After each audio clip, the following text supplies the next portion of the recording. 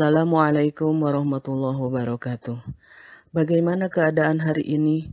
Semoga sehat dan semangat.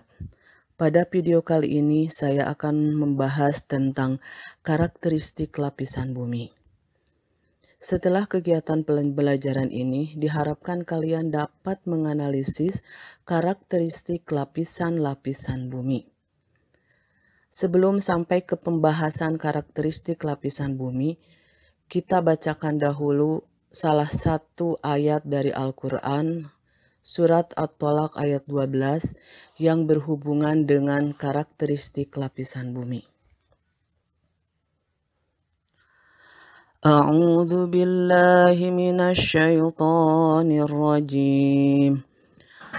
Bismillahirrahmanirrahim.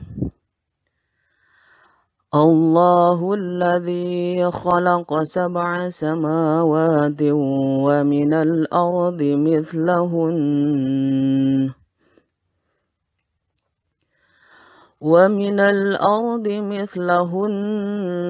yatanazzalul amru bainahun lita'lamu anna Allaha ala kulli syai'in qadir.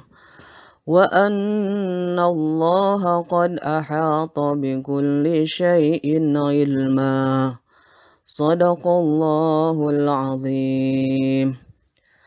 Allah lah yang menciptakan 7 langit dan seperti itu pula bumi. Perintah Allah berlaku padanya agar kamu mengetahui bahwasannya Allah Maha Kuasa atas segala sesuatu. Dan sesungguhnya Allah ilmunya benar-benar meliputi segala sesuatu. Anak-anakku sekalian, bumi adalah planet ketiga dalam tata surya yang bisa ditempati makhluk hidup. Agar mudah pemahaman kita tentang lapisan bumi, kita bayangkan struktur telur. Cangkang telur sebagai kerak bumi atau crust, putih telur sebagai mantel, dan kuning telur sebagai inti bumi.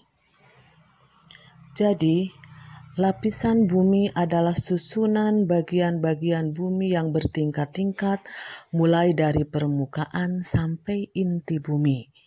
Secara umum, lapisan bumi itu adalah 1. Kerak bumi, 2. Mantel, 3. Inti bumi. Karakteristik lapisan bumi dalam kajian teoritis lain dirinci sebagai berikut. 1. Inti dalam, inner core. 2. Inti luar, outer core. 3. Mantel bawah, lower mantle. 4. Mantel atas atau upper mantle. 5. Astenosfer. 6. Zona transisi. 7. litosfer. Menurut ahli geologi, struktur lapisan bumi dibagi sebagai berikut. 1. Kerak bumi merupakan lapisan bumi yang paling atas. Terdiri dari kerak samudra dan kerak benua. Mempunyai tebal 30 km sampai 40 km pada daratan. Dan pada pegunungan ketebalannya bisa mencapai 70 km.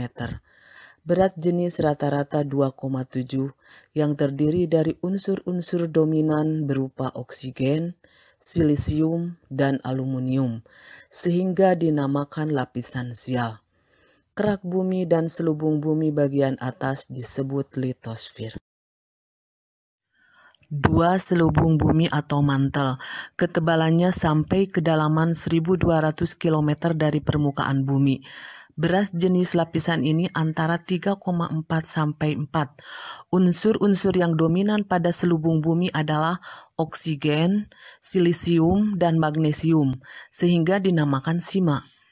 3. Lapisan antara intermediate cell atau mantel bumi atau selkosfer, yang merupakan sisi oksida dan sulfida dengan ketebalan 1.700 km dan berat jenis 6,4.